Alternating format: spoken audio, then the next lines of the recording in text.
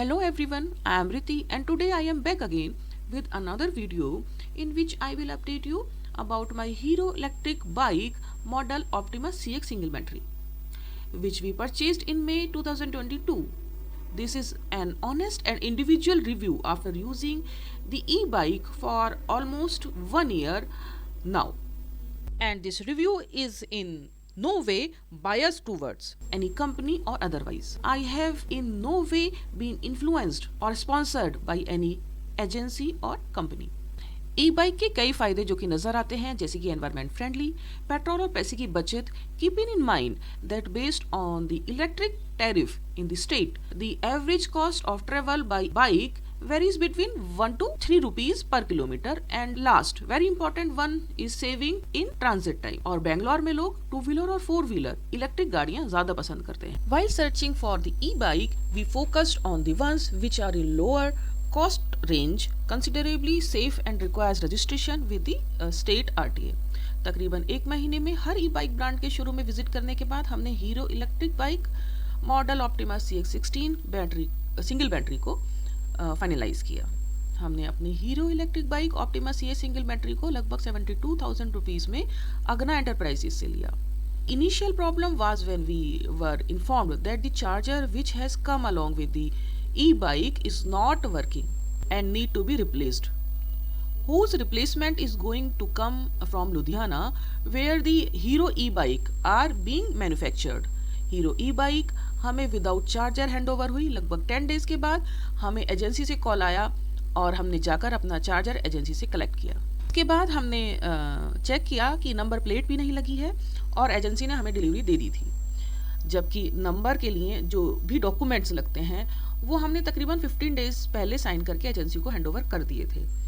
Agency से check करने के बाद पता चला कि नंबर प्लेट ऑलरेडी आई हुई है और ई बाइक में फिट नहीं हुई थी। इस वीडियो में हमने जो रिव्यू बनाया है वो हमने अपनी hero Electric e bike Optima CX single battery को ऑलमोस्ट 1 साल इस्तेमाल करने के बाद बनाया है और मेरी ई बाइक 5200 किलोमीटर चल चुकी है। परफॉर्मेंस के हिसाब से जो भी फीचर्स कंपनी क्लेम करती है वो सारे फीचर्स ये ई बाइक कंप्लाई करती है और इस बाइक की ड्राइविंग परफॉर्मेंस से हमें काफ़ी संतुष्टि है। मैंने इस वीडियो में अपनी hero electric bike Optima CX में अभी तक की आई प्रॉब्लम्स को समराइज किया है। इससे आपको किसी भी ई बाइक को खरीदते टाइम ध्यान में रखना चाहिए। ये वीडियो हमने Hero electric bike Optima CX की 3rd सर्विस जो कि 320 डेज के बाद होती है के बाद बनाया है।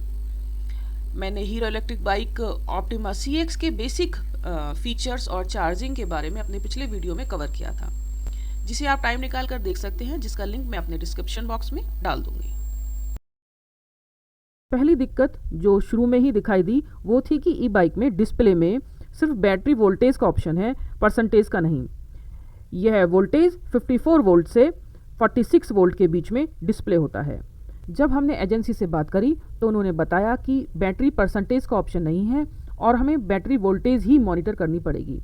54 वोल्ट्स या 53 वोल्ट इंडिकेट करता है कि पूरी रेंज 255 किलोमीटर्स अवेलेबल है। 46 वोल्ट बैटरी इंडिकेट करता है कि अब बाइक सिर्फ तकरीबन 3 किलोमीटर्स ही चल पाएगी। एक दूसरा इशू जो कि हमने ऑब्जर्व किया और आपको वीडियो में भी दिख रहा होगा वो है कि अगर हीरो ई बाइक को हम तकरीबन 10 to 15 किलोमीटर्स लगातार चलाएं तो बैटरी वोल्टेज इंडिकेटर ब्लिंक करने लगता है, जिससे ऐसा लगता है कि बैटरी अभी ड्रेन आउट हो जाएगी। शुरू में तो बैटरी वोल्टेज एक बार सिर्फ 20 किलोमीटर्स चलने के बाद ही 46 वोल्ट पर पहुंच गया और ब्लिंक करने लगा। तीसरी प्रॉब्लम बाइक की है कि इसके डिस्प्ले में जहां बैटरी वोल्टेज के साथ ही स्पीड और ऑडोमीटर की भी डिटेल दिखती है, वहां बाइक को पावर ऑन करने के बाद कुछ सेकेंड के लिए ही ऑडोमीटर की टोटल रीडिंग दिखती है।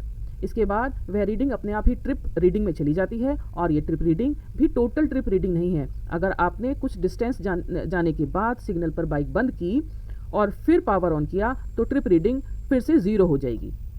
4th इशू है वो रिलेटेड है ऑडोमीटर से। ये इशू शुरुआत से ही है जिसमें ऑडोमीटर की टोटल रीडिंग ही अपने आप रीसेट हो जाती है। पहली बार ऑडोमीटर रीसेट हुआ था 580 किलोमीटर्स पर, तब से अब तक ऑडोमीटर 7 बार रीसेट हो चुका है विदाउट एनी वार्निंग। जिसकी वजह से अगर आप किसी सिग्नल पर ई बाइक को पावर ऑन करेंगे तो पाएंगे कि ऑडोमीटर रीडिंग नहीं है। हमने अग्ना एंटरप्राइजेस को अप्रोच किया, जहां उन्होंने बताया कि ये इशू की जानकारी उनको है, बट कुछ भी नहीं कर सकते क्योंकि वारंटी डिस्प्ले यूनिट सिर्फ नो डिस्प्ले वाले फॉल्ट को कवर करती है और हमारे केस में डिस्प्ले इज अवेलेबल, इसलिए हमें इस दिक्कत के साथ ही ई बाइक को चलाना पड़ेगा। फिफ्थ प्रॉब्लम जो कि हम अपनी हीरो ई बाइक में 2 बार फेस कर चुके हैं वो है सीट लॉक लैच से रिलेटेड। सीट लॉक इग्निशन या पावर ऑन की से ही होता है। बाइक की डिलीवरी के कुछ दिनों के बाद ही इस सीट लॉक लैच में प्रॉब्लम आई थी और एजेंसी ने फ्री ऑफ कॉस्ट इसको रिप्लेस किया, पर कुछ महीने बाद रिप्लेस्ड सीट लॉक फिर से ख़राब हो गया और जैसे कि आप देख भी सकते हैं यहाँ ये लैच फिट से मुड़ गया है।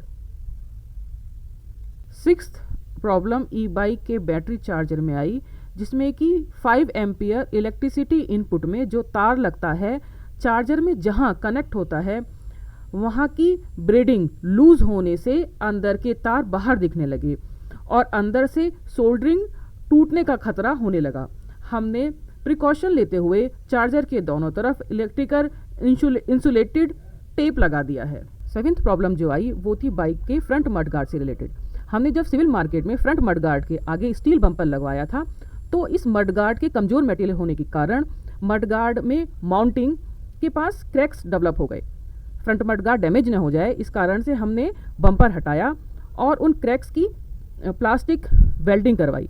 नाइन्थ प्रॉब्लम जो कि हीरो ई बाइक में नजर आई वो थी फ्रंट और रियर ब्रेक्स बहुत जल्दी लूज हो जाते हैं। हीरो ई बाइक के साथ मिले यूजर हैंडबुक के हिसाब से बाइक की टोटल 9 सर्विसिंग का रिकॉर्ड दिखाया गया है, जिसमें से 4 फ्री हैं और बाकी 5 पेड। रिकमेंडेड सर्विसिंग शेड्यूल में जो वैल्यू लिखी है वो किलोमीटर्स के हिसाब से नहीं है बल्कि वह डेज के हिसाब से है। 10वीं और सबसे ज़्यादा क्रिटिकल प्रॉब्लम फर्स्ट सर्विस के बाद आई, जिसमें ई बाइक चलते हुए ऐसा लग रहा था कि बीच में ही बाइक पावर ऑफ हो रही है, हालांकि इसका कोई इंडिकेशन डिस्प्ले में नहीं आ रहा था। हमने बाइक को अग्ना एंटरप्राइजेस में दिखाया बट वहाँ की टेक्नीशियंस को कुछ समझ नहीं आ रहा था।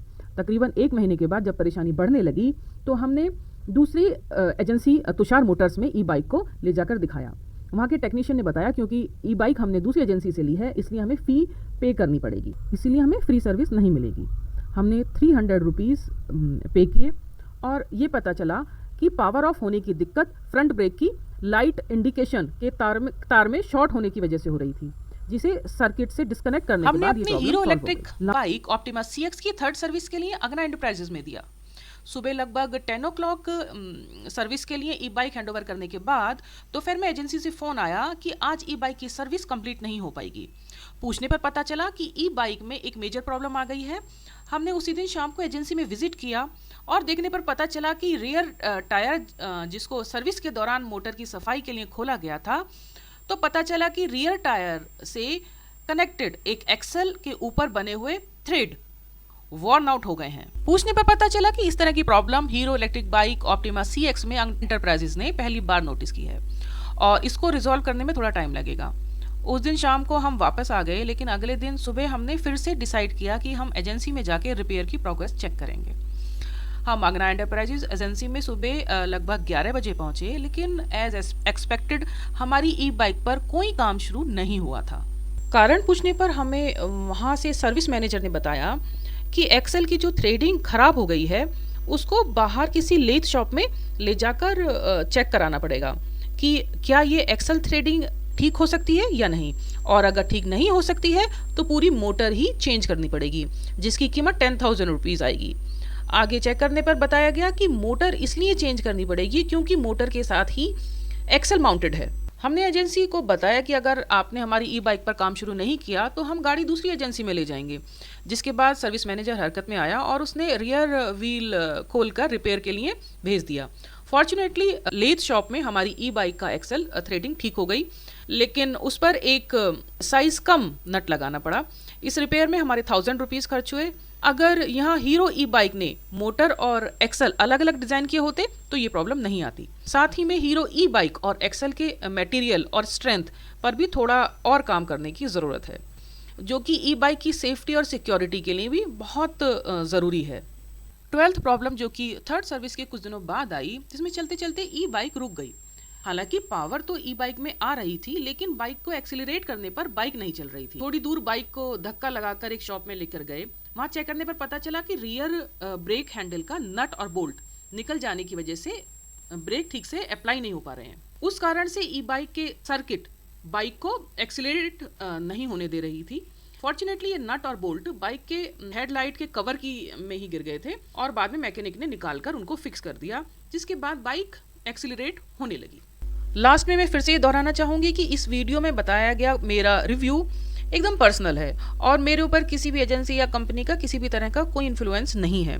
हो सकता है कि ये सारी प्रॉब्लम मेरी ही बाइक में आ रही हो और किसी hero electric optima CX single battery bike में ये प्रॉब्लम्स ना ही हो।